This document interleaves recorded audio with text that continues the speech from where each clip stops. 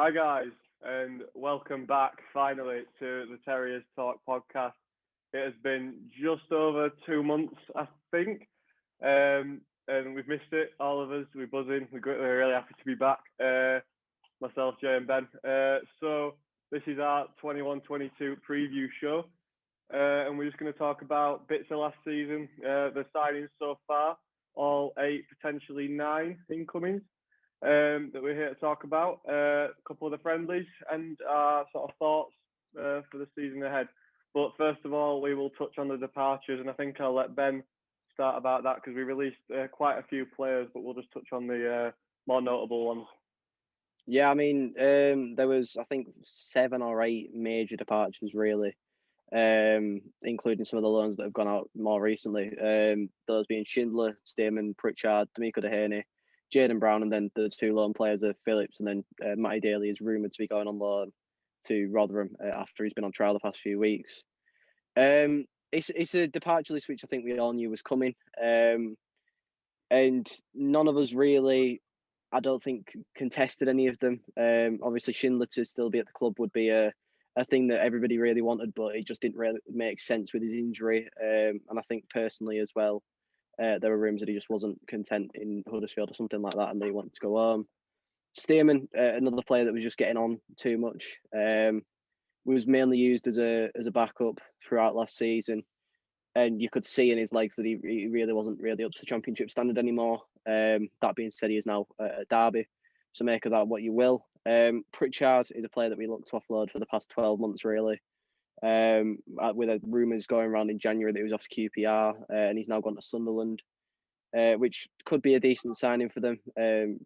We've seen bits of Pritchard doing good for us. However, we never actually saw it on a consistent basis. So if he can hit form for Sunderland, then they'll definitely be one of the favourites in League One this season. And then D'Amico Dehaney and Jaden Brown, both academy lads, but just never really showed any promising signs of being able to fully reach the potential that we signed them up on originally.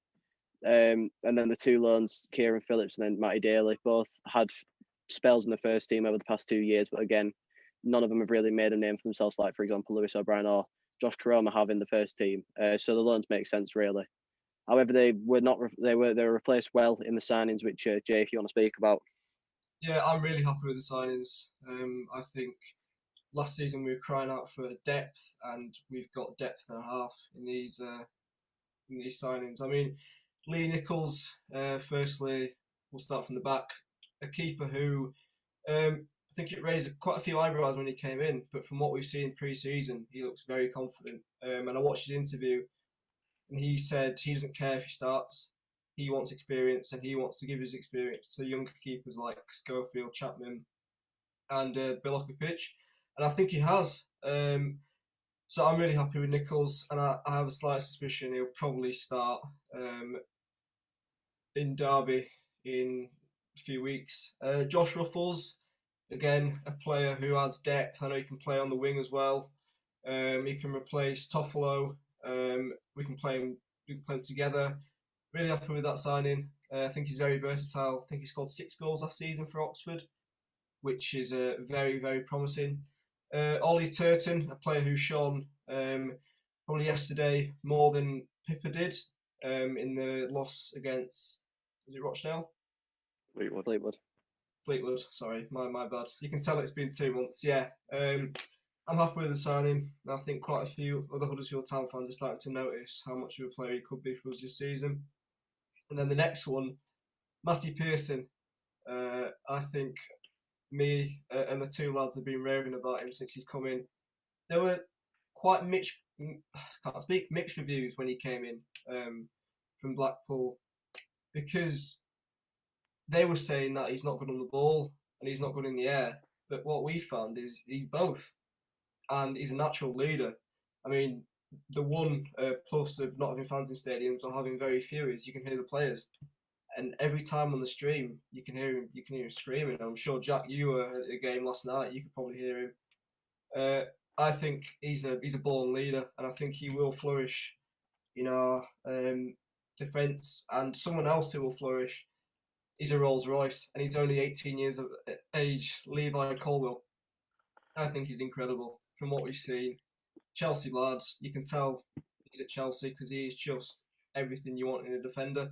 I don't want to jinx it, but I think he's going to be one of our star players this season. Another lad from Chelsea, John Russell, he's coming to the B team. Came out of nowhere, really. But I think in a few years' time, give it a year or two, and it's a really smart signing. Midfielder, 6'4". Hopefully, he can turn into what Alex Vallejo is now. And then a familiar face was brought in Jordan Rhodes. I think that was our first or second signing. There's a lot of nostalgia, lads. I'm sure you can agree with me. I was happy with it, but until he starts scoring goals, there's no reason for people not to be pleased with it. I'm happy. I want to see Rhodesy again, and I think time will just tell because we've got a good amount of attacking players. We'll see if he features. And a rumor has come around in the past 2 days. Luxembourg international Daniel Sinani, and from what I've seen, he looks brilliant. And I'll let Jack just kind of speak about him for a few seconds because he looks like a good signing if it does come off, doesn't it? Yeah, I'll just touch on a few of the other signings first, just some stuff that I think I'd like to comment on.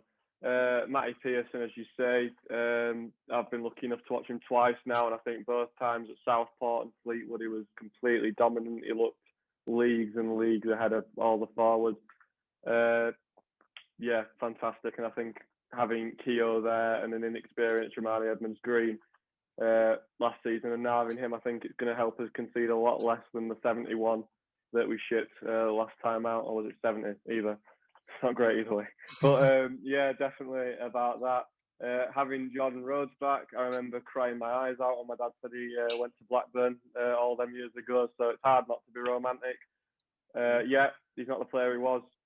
If we get into him though, who knows what happens. So I'll give him fair crack of the whip. Yep. But yeah, I will move on to Sinani now because you've summed up everything else I do want to say. So yeah, the Lioness said I'd heard of him before. He spent the majority of his career in Luxembourg, but he's full international at the moment. He definitely looks like a sort of player that we need. Bit of a spark, likes to carry the ball, run with the ball. Seems like he can shoot from away, which do we really have that at the moment? I don't think so. Can play midfield, either wing, up front. It sounds like, don't quote us on this, he could have signed by now, who knows, but it sounds like he's passed his medical, or at least he's done his medical and just got a few more things to start out. So yeah, we've been asking all window for a midfielder and a winger, and we've got both in one player now, hopefully not the last addition if he does come in. But on the topic of midfielder and a winger, I think it's not been confirmed, but I think it's fairly common knowledge that we are trying to ship a midfielder and a winger in Junior, Bacuna and Isaac and Benza, but we've failed to do so so far. So Ben, what do you sort of make of that, and do you think we will get them two over the line and out of the club? Yeah, I mean, just touching on what you said about Sinani, it's a player that we've been kind of screaming for. And at the start of the window, if you haven't seen Phil's interview with BBC Radio Leeds, he spoke about signings that will get people off their seat. And I think some people have misinterpreted that as massive signings that people will be screaming about. But I think Sinani is one of them players that has the potential to get people off the seats. And whilst there is still potentially one or two more players that, myself included, obviously that's lacked with the fact that Bacuna and Benza haven't gone yet. Bacuna, I think if he was to stay another season, I wouldn't be too opposed to, because he's shown glimpses all season of hope, and he is a player that we spoke about it so many times before. He is a player that on his day is absolutely brilliant, as well as Benza, but he just doesn't have that quality in him enough, and we haven't seen it consistently enough for him to be kept for another season, and for us potentially to where we may as well get 3 or 4 million for him that could be reinvested into better players or loan players even, and we just haven't seen enough of that to really value keeping him on for another season, which is why I think the club's actively trying to sell him. However, I won't be too opposed if he was to stay. With Benza, he's a hot and cold player, but we've seen majority of of just a poor player that hasn't really been able to live up to the hype that was initially thought around him. We signed him for what, £10 million, and he's not shown any signs of a player that's worth maybe even half of that. And he is a player that needs to go sooner rather than later, because he seems like one of them players as well that just might have a bad attitude. And I remember, I think that Diakabi and Congolo were also in that kind of ring, as well as Bakuna, that were classed as bad attitudes in the dressing room. So if we can get him shipped, I think it's more important really selling Mbenza than it is Bakuna. But that's just my thoughts on it. Jay, would you say that I've hit the nail on the head there, or would you say that potentially Mbenza should be given another chance? Absolutely not. I think my patience with Mbenza went last 5 games of last season, where if he did play, he looked totally disinterested, and you'd see the back of him at half time. Aaron's would come on and change the game. I've lost it with Mbenza, to be honest. I don't want to sound too negative, but he's hard. I mean, we got him. He did all right. Went on loan, came back, was trusted by 2 managers. Carlos put his entire faith in him. He showed what he could do first half of the season. Then it's just dropped off. If we're talking about third or fourth chances, absolutely not. But I think we'll kind of move away from the departures and the possible incomings and move on to the actual nitty-gritty pre-season. And there's no one here that knows our pre-season fixtures more than Jack, because he's been a Huddersfield Town away specialist this pre-season. So I'll let you start off with the fixtures, Jack. Yeah, so as you say, I've been to both of the games. You might have seen me there if you have been yourself, if you're watching. But yeah, it's been great to be back, first and foremost. I'll talk about the games in a little bit, but first I just want to say it's been fantastic to be back. Not so nice at Fleetwood, but at Southport especially. Yeah, really, really fun to be back. I can't wait for the actual season to start. I'll be at Wednesday, should be at Derby. So yeah, but the actual pre-season, we kicked off our pre-season against Harrogate. Not going to talk about that too much. Josh Karoma scored his first goal wearing the number 10 for Town, which was nice. And so that was that game basically summed up. It was, yeah, dominant. Could have and should have made more chances though. Then we played Southport, which again, lower league opposition, can't take too much from it, but another dominant performance.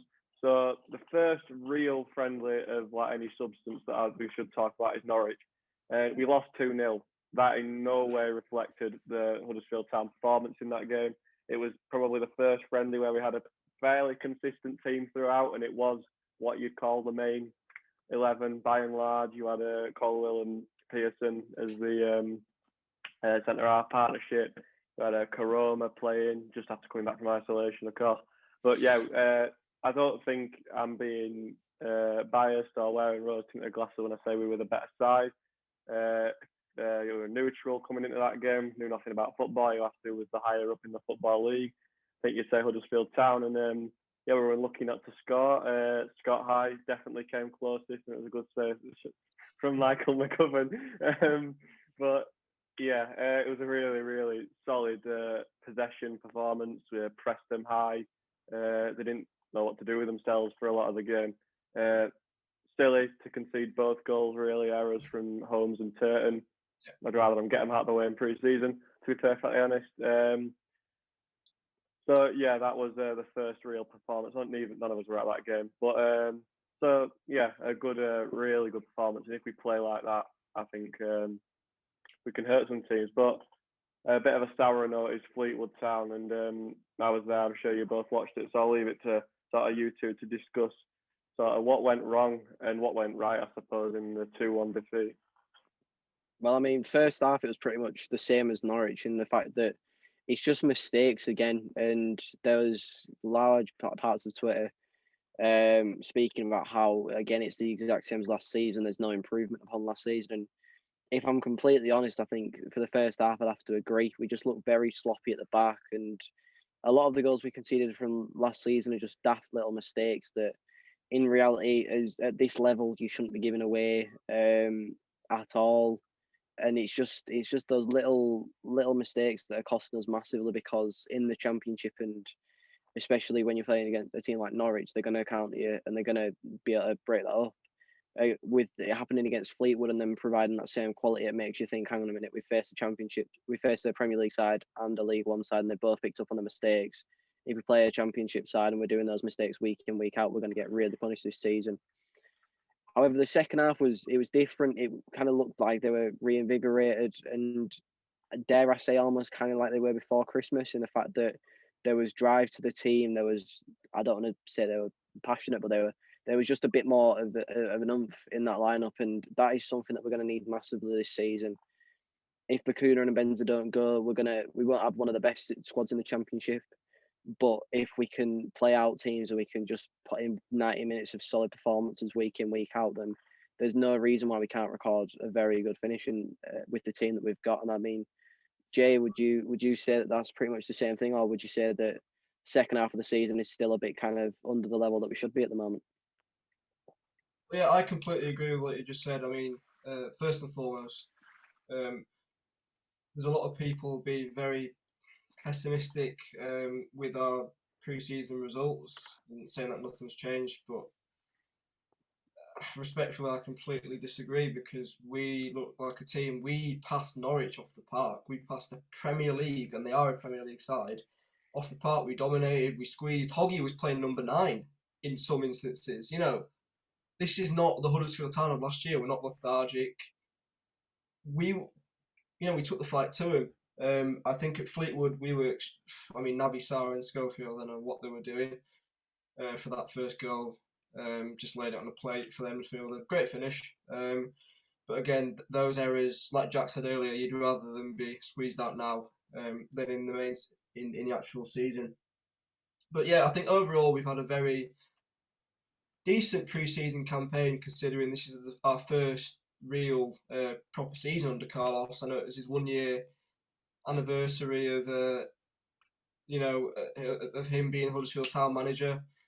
I think it's fair to say he's probably got the players he wants. He's now got the resources for the system he wants to play, and I think we just need a bit of spirit behind the team, and that leads me perfectly on to Mr. Micheal Hefele, because he is the spirit that the team probably needs. I know his return was announced, I think, 2 days ago to the time of filming, and I think it just brought a smile onto every single fan's face, because you think 2016, 2017, that season, you think passion, you think aggression, and Micheal Hefele's there. He's the epitome of all that.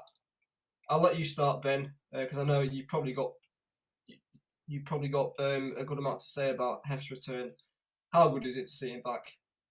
It's brilliant. I mean, the club have been calling out for somebody that knows the fans and knows the actual squad as well, and the facilities, as daft as it sounds. With the Cowley sacking, there was a lot of members of staff that got that went with them. Well, not with them, but they also got the sack, in the likes of Hudson, that have all been around the club for ages. And Hefele is a player that has that kind of, he knows the idea of the Terrier spirit that we've all been calling for, and he's just that kind of, he's the middleman between the club and the fans at the moment, because I don't really think we've got somebody like that, as horrible as it sounds, in like a staff role, because we've kind of lacked that, and he's just a bit more passion. And in his interview, I think he stated that he's doing his badges, like the coaching badges, and also I think he said that he's doing his like director of football course or something like that. Which, I mean, that's positive as well, because I mean, if it benefits him and it benefits the club, and potentially with a long-term view of him getting a job at the club, whether that's as a coach or as a director of football, I think it's a very good thing to look to the future that we're going to have that passionate member of Micheal Hefele within the squad for a long, sustained period of time, and that can only be a positive. Jack, would you say that it's good to have him back as well, or do you think that obviously there's other things that could have been prioritised over getting Hefele back? No, I don't think it's fair to suggest that. I've seen a lot of people saying, "Well, who's asked? It's not a signing," But what it is something that's desperately needed. I can't really add anything more to what Ben said because he hit nail on the head. But it's just good to have a bridge again. He loves the club. We love him. The club loves and respects him. He is a crucial and historic part of one of our most Decorated again sides. Yeah. Some the first and only ever side for Huddersfield Town to play in the Premier League so far. So what can you say? It's great to have him back, but no, I don't think you could have prioritised anything in the way of like signings or other backroom over him, because I don't exactly think any of the budget's been pushed away from improving Carlos's squad into getting Hefele into the door. But yeah, it's quite recent, that news, and it's fantastic, and I'm sure we all can't wait to hear this girl, the John Smiths again. Hopefully they'll be singing along. But yeah, that's pretty much everything that's happened while we've been gone, as far as I know. So I think now it's best time to sort of look forward to 21-22. And yeah, where do we sort of want to be? So for me, I think, as Ben sort of touched on, we do have a capable side. Personally, you might not agree with me, but I do think we've got a very solid defence at the moment. I think Matty Pearson massively improves our defence. I think Colwell does too. So yeah, I think as well, someone who's performed really well in pre-season, Sorba Thomas. So I think we could talk about that. Where do you see him sort of fitting in, Jay? Do you think he could be an important player for Town? Do you think he'll sort of be in and around the bench, or what do you think? Yeah, I mean, we saw him for a few games last season. I think I remember he did quite well against Bournemouth, but we were saying, and our viewers probably remember us saying that he's very good in the build-up, but there's no end product. And you just hope that in the pre-season he's developed that, because from what I've seen this pre-season, he's been sharp, he's been electric, and that's something we've kind of missed. And if you've got Jordan Rhodes in the middle, you need someone electric who's going to beat a man and swing a ball in for him. So I think he could be quite an integral part to our season. I mean, also you've got other options. You've got Orlando Aarons. We've got depth, in attack. We've got plenty of depth, and I hope it does work out for Sorba, because it would be a pretty sensational story to come from a non-league side and make a name for yourself in the Championship. Yeah, I'd have to agree with you there. I mean, I wrote an article when he first signed that potentially he was going to be the next coming of Josh Gromer, in the kind of sense of a project player that potentially might go on loan and then come into the squad. However, literally within a month or two of him signing, he was thrown into the first team, whether it be in as a sub appearance, but he was still involved in the first team, which I think is a credit to him. But I mean, I was very vocal towards the end of last season in the fact that I thought he was good in the build up, but again, like Jay said, the end product is still lacking. But I think it could be a player that a lot of teams in the Championship kind of undermine, and I think it could be a real kind of hidden gem for us this season. And a front three of potentially Josh Coroma, Sorba Thomas, and Jordan Rhodes could be a front three that does lead us to more goals than the 50 that we got last season. And we just do have that backup. Like you said, if Sinani comes in, then we've got two strikers there that both look to be quite good. Then we've got Josh Coroma that can also fill in there. And then on the wings as well, we just have talent, which is something that I don't think we've said enough of in the past 3 years, that we've actually got competent backup players in pretty much every position. I think midfield potentially needs a little bit more depth, but especially in defence and attack, there is now players in each position that will challenge for roles. I mean, if you think about last season or the season before, when Toffolo signed with Jayden Brown, before Jayden Brown's injury, I couldn't see anybody getting in above him. And then there was competition between the fullbacks. Toffolo has now stayed on, and it massively helps players. So if we have that competition in every single position, it's only going to help the players, because it means that they're going to have to keep improving themselves. And it means that if they do drop out of form or they do get injured, then we've got a competent player that potentially could gain a run of games in themselves. So I think it is a massive thing for us to like really look onto. I mean, 20th position last season. What are we thinking of positionally? We might finish up this season. Obviously, it's hard to predict with the window still being open. Yeah, Championship, in my opinion, is the most entertaining and also, in the same vein, heartbreaking league in the world, because how can you call it? Shock results happen once a week at least. So I don't really know. I think it's hard to predict on the basis of our squad.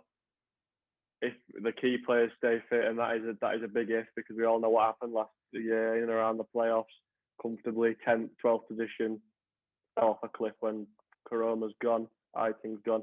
So if Karoma does stay fit, stays firing, O'Brien, Hogg, Toffolo, I don't see why we can't be fairly comfortably in and around mid-table, personally. And I know a lot of people are tipping us for relegation. That's fair enough. Why wouldn't you after last season? But I really truly believe that if the key players stay fit and sort of if he gets the team selections right, because that was sort of an issue sometimes in the tactics in certain games. So I think based on pre-season, getting a decent look at the new signs, we can't look too much into. We didn't play against a single championship team, so I think based on pre-season, the 11's fairly set. So with that sort of base 11, I think mid-table. But what do you think, Jeff? Yeah, I completely agree.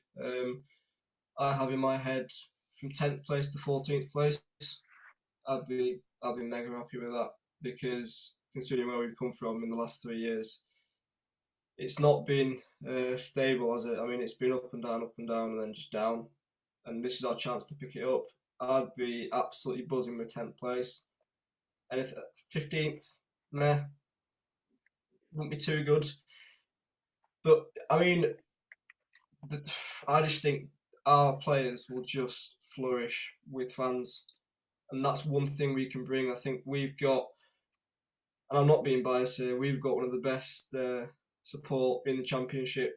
I think I remember Pochettino saying that we had the best support he's ever seen in the Premier League when we got absolutely walloped 4-0 in September 2017. And I truly believe that our kind of USP, unique selling point, is our atmosphere. So I just hope the players can realise that they are appreciated and they can turn that into positive energy and really go for it. Because I personally believe that this season is massive for us. We can make or break our own future. Would you agree, Ben? Yeah, I think the vital thing this season, rather than looking positionally like the pair of you have both said, I think mid-table is definitely aim for this season. But I think improvement is just the one thing that needs to happen because the past 3 seasons, nobody's going to shy away and say, yeah, they've been good. It's been good football to watch. It's been entertaining to watch. It's been fun to watch Huddersfield because for the past 3 seasons, if we're completely honest, it hasn't been. It's been an almost a chore as such. And this season, if we come 15th, it's improvement upon last season. But obviously, the goal for them is to get mid-table at the very minimum. So I mean, I'm happy as long as we improve by a considerate amount. We're not really in the relegation scraps in the kind of April, March kind of time. If we're relatively safe by then, I'm going to be massively, massively happy. So 10th to 14th, I think, is the ideal, really. I think a large part of how we'll go this season will depend on the first few games of the season because we do have a decent running, with Derby. Nobody really knows what's happening there in terms of with the actual club Derby. But I think it's a massive chance that we can have to elevate ourselves early on. We got how many points last season? But I mean, if we can potentially look at getting anywhere from 8 to 10 points in the first month, then we're going to be absolutely flying, and it definitely is possible. But to look to earlier games, Sheffield Wednesday on Sunday. Obviously, it's a game which will be a massive test because Sheffield Wednesday this season are going to have a point to prove to the fans that they are going to be competitive, and what better chance to do that than against one of the sides also in a relegation scrap last season for them. So, how are you both feeling about the game? I'm buzzing. No, go on, mate. Sorry, I'm buzzing. And I just hope if we do win, and if it is on penalties, I just hope Hef jumps into the crowd again. But no, I'm really excited. Unfortunately, I can't make the game, but I think it'll just be a massive lift for the fans and the team to travel to Hillsborough. Nice little Yorkshire derby to start with, bit of fight to it, and I'm sure there will be. I think this will be the first opportunity to really see who he wants to play, because I think it will be a decent side. I don't think he won't take it seriously, and I hope he does it. I hope he does take it seriously.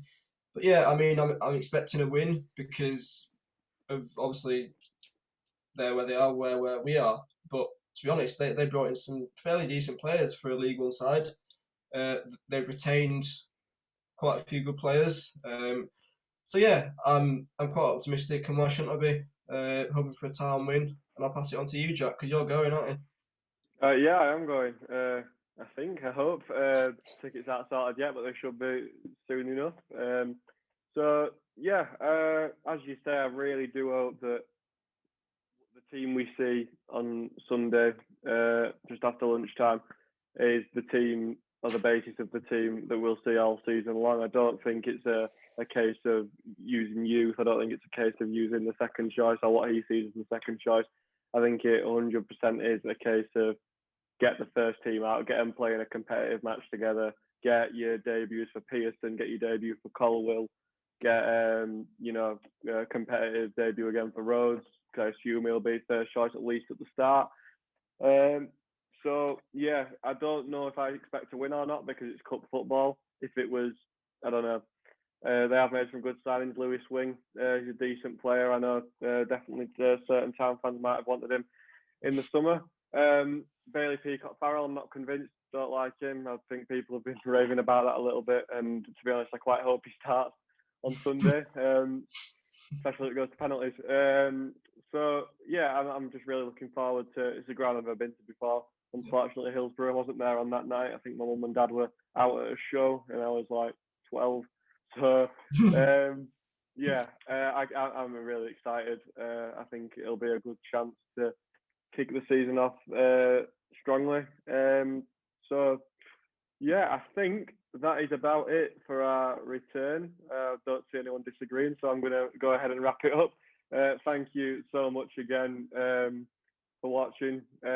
It's been great to be back. I've loved it. I don't know how long we've been going for, but it's been really great to talk town again. As always, like, subscribe, share it around, and we will see you next week. And we will probably be reviewing or previewing the next league game. So see you later, guys. Have a good one.